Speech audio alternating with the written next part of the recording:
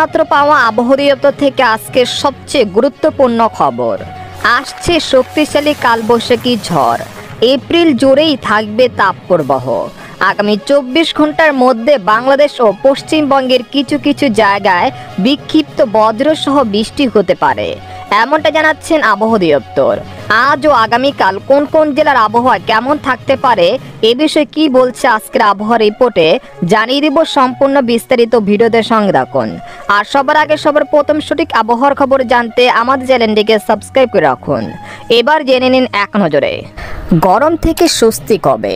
এবার আবহাওয়া দপ্তর থেকে মিলল বিরাট আপডেট। গত কয়েকদিন ধরে সূর্য পড়িয়ে দিচ্ছে দুই বাংলাকে। একের পর এক তাপমাত্রার রেকর্ডও ভাঙছে।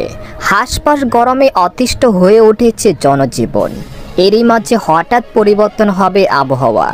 আজ রাতের মধ্যে বাংলাদেশ সহ পশ্চিমবঙ্গের বিভিন্ন জেলায় আকস্মিকভাবে বিক্ষিপ্ত বজ্রসহ হালকা ঝড় বৃষ্টি হতে পারে বলে পূর্বাভাস দিয়েছেন আবহাওয়াবিদরা। এদিকে এখন থেকে পরবর্তী 12 ঘন্টায় হঠাৎ উত্তর পশ্চিম আকাশে কালো মেঘ করে ঢাকা ও চট্টগ্রাম বিভাগের উত্তরাংশে, সিলেট ও বরিশাল বিভাগের কিছু কিছু এলাকায় এবং দেশের অন্যতর একটি জায়গায় আকস্মিকভাবে বিক্ষিপ্ত বজ্রসহ ঝড় বৃষ্টির সম্ভাবনা আছে। একই সঙ্গে সারা দেশে দিনের তাপমাত্রা সামান্য বেড়ে তাপপ্রবাহ আরও বিস্তার লাভ করতে পারে। অন্যদিকে রাতের তাপমাত্রা কমতে পারে বলে জানিয়েছেন আবহাওয়া দপ্তর। এদিকে আবহাওয়ার বিশেষ সতর্কবার্তায় বলা হয়েছে, দেশের উপর চলমান এই তাপপ্রবাহ অর্থাৎ এই ভ্যাপসা গরম আগামী 30 এপ্রিল পর্যন্ত অব্যাহত থাকতে পারে। এরপর মে মাসে 2 তারিখ থেকে 8 তারিখ পর্যন্ত দেশব্যাপী ব্যাপক কালবৈশাখী ঝড়ের আশঙ্কা করা যাচ্ছে। সেই সময় ভারী বৃষ্টি হতে পারে। তাই মে মাসে 2 তারিখের পূর্বেই হাওর এলাকার কৃষকদের ধান কেটে ঘরে তোলার পরামর্শ দেওয়া হচ্ছে। এদিকে পশ্চিমবঙ্গের আলিপুর আবহাওয়া দপ্তর জানিয়েছেন, শুক্রবার পর্যন্ত দক্ষিণবঙ্গ জুড়ে তাপপ্রবাহ অব্যাহত থাকবে।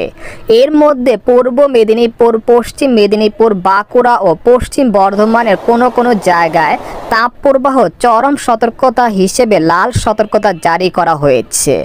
এছাড়া উত্তরবঙ্গের দার্জিলিং ও কালিম্পংয়ের কোনো কোনো জায়গায় বজ্র বিদ্যুৎ সহ হালকা বৃষ্টি হতে পারে। এছাড়া বাকি জেলাগুলির আবহাওয়া শুকনো থাকতে পারে।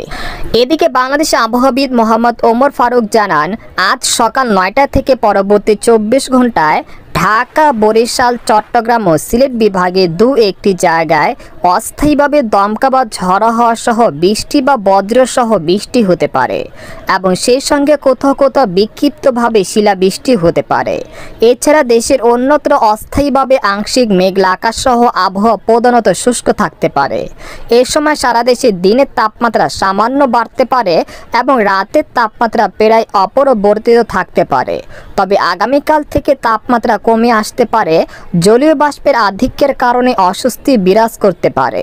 সর্বশেষ একটি কথা, এখানে শুধু পূর্বাভাস দেওয়া হয়েছে।